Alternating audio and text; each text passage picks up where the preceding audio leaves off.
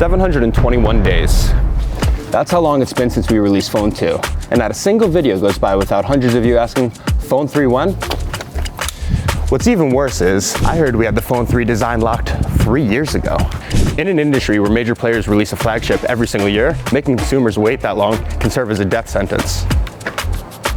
So why the f did we wait? I plan to uncover this, the truth behind the glyphs, and by the end, you can decide if it was worth the wait after all. You guys had this phone ready 3 years ago. Not quite. When we were working on Phone 2, just when we were getting to the crunch point, we had to lock the design, basically. Teenage engineering, they'd come up with a new concept. We liked it so much that we tried to push it to be Phone 2. So if we didn't release it with Phone 2, why didn't we release it the next year? We kind of, I think, originally decided that we were going to launch it next year as Phone 3 in 2024. The Phone 2A had come out and was very successful. So then we, as a company, doubled down on the A series. And there was a feeling that if we are going to do Phone 3, it's a big thing to live up to. And we really wanted to make a statement with Phone 3. The original kind of concept design was so powerful, we knew that no one else was ever going to come up with this design. But work didn't stop on it, so the result of that is what we have in the product now. Crazy to think we almost launched this phone 2 years ago instead of Phone 2. The team then walked me through the back of the phone, not just the look, but the thinking behind it. There's a rhythm to how it lights up, a reason things are placed where they are. Plus, there's a hidden detail in here I promise 99% of you missed. Oh look, there's 4A. Yep, going to be removing that real quick so we don't have any leaks. Again for the fans. Yeah, that was kind of first incarnation. This was second incarnation. Where were you guys pulling inspiration from when you were working on this back design? There's a little Joe Colombo little reference in there. Yeah, the rug. What's interesting is if you start lining them up, but there's almost like a universal grid system, like this line here lines up with that there. So you can see you've got these like 3 divisions across the width. And even Phone 2, like that line there, the width of that is matching here. This has a better periscope in it than this. It's actually punched through the PCB. Is that what gives it just a bit of like the sleeker design profile? Yeah, this sits on top of the PCB. This module is smaller and it punches through. The dream is to just have a flat piece of glass across the back. So I feel like we got a good balance with this. It's very simple, it's kind of engineered, and if you compare it to kind of other flagship phones from other brands, they make a bit more of this area and it feels a bit heavier at the top, and in your hand it kind of feels heavier. I think we've done a sort of minimal job on this that makes it look rational and simple. The glyphs from Phone 2 have just all been gathered up together and put in the corner, but it's still the same representation of the hardware. It's the hardware speaking to you, you know. Speaking of hardware, we're giving away one Phone 3 to one lucky subscriber who comments below. Now back to the video. Any Easter eggs from the past ones that have come to fruition in this one? Yeah, there was an intention going all the way back to 2A that this red square would actually illuminate to give us that video record light functionality. So this little red square has been sort of patiently waiting to come alive. It's super cool, especially when you see it in the dark. Next up was Lucy, our color, material, and finish expert with a wild stack of options. I'm talking textures, colors, finishes, stuff that didn't even make it past round 1. Some absolutely stunning, but almost impossible to make work, especially once the glyph matrix got involved. That's where things got tricky.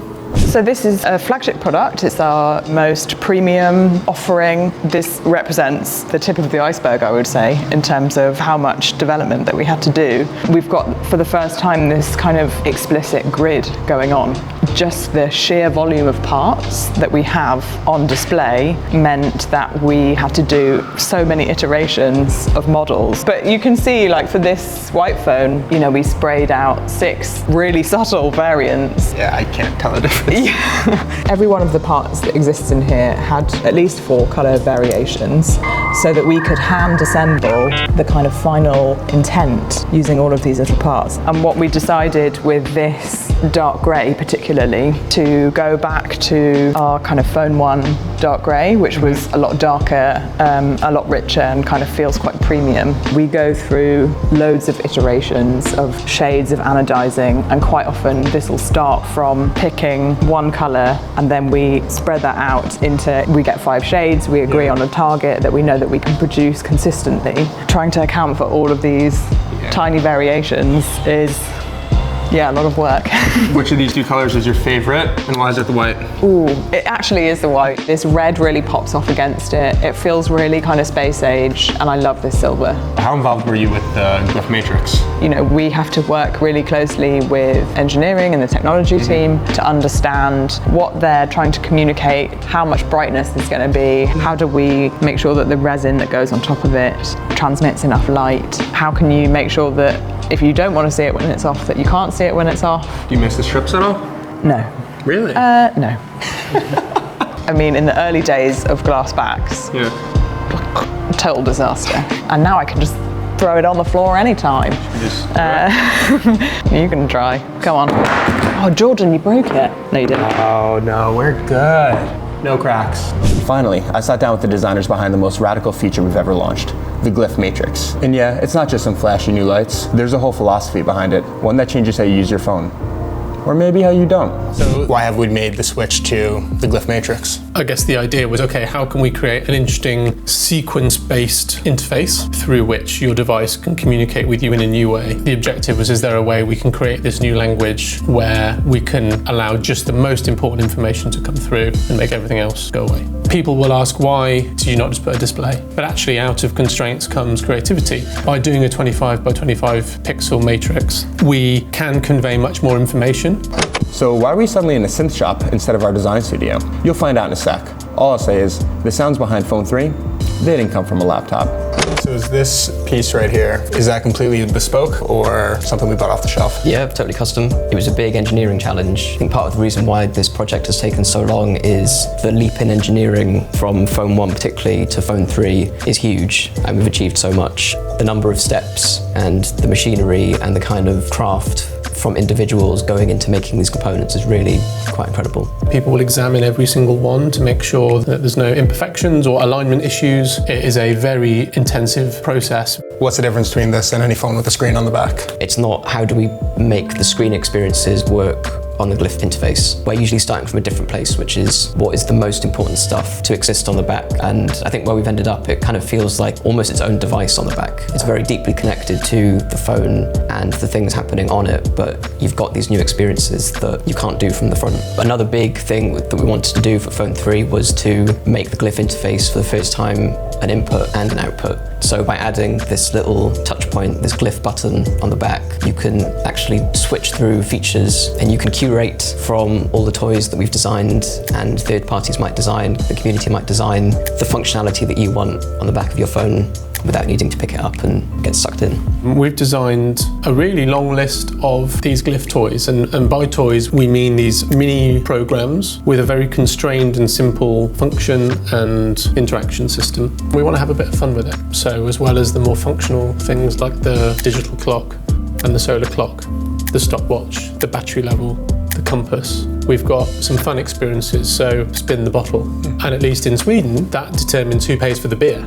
And that's the version we're going with. We were very careful to either design everything by hand, so all of the toys are hand animated, every single pixel we've decided where that goes. And then for some of the algorithmic stuff, such as the glyph mirror, we had many decisions to make about exactly how it would scale that image and sort of quantize the brightness and color levels. For Phone 3, we really did want to create this kind of playground where people can develop this sandbox that they can make their own features.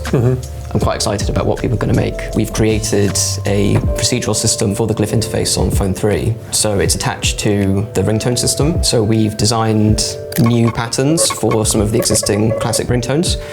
But we also wanted to look at doing something new. So we asked the question to ourselves, what would it mean to design a system where there's infinite possibilities of ringtones and you don't need to set it for someone, they just call you and their name generates the animation and the sound to go with it. We have what we call engines, and these are this algorithmic combination of light and sound using the name of the person in your contact book or the number if they're not in your contact book.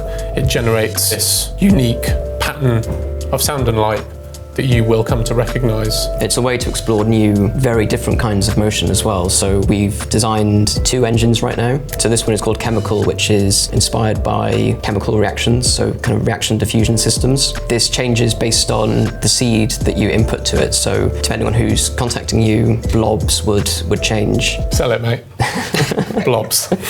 They are blobs. Blobs are great. This is called diode, which is different kinds of XY symmetry. So you get these really kind of kaleidoscopic symmetrical patterns, which feel really nice. We've designed a quite extensive pack of kind of micro samples, which is how this system generates sound. So for each one, for the chemical, here they go. We never know what we're going to get. That's the beauty of it now. These are generally built using modular synthesizers, which we're surrounded with. The challenge was, wouldn't it be good if a ringtone was just, because let's face it, most people's ringtone is which is a shit ringtone. So that's why we've done it, and that's why we've used these instruments like unusual, alien, otherworldly sounds that it would be quite hard to do on any traditional acoustic or even electronic instruments. So is that it? Are we done with glyph light strips? Yeah, I don't know. The designs are evolving, the glyphs are evolving, but they're not changing. They're still the glyphs. I think there's new forms of output that we're excited to explore. I wouldn't say they're going anywhere, but they might evolve. All right, so what are we naming it? Maybe it's the Jordan engine. You guys heard that? Jordan engine coming to phone 3? Done. Thank you, boys.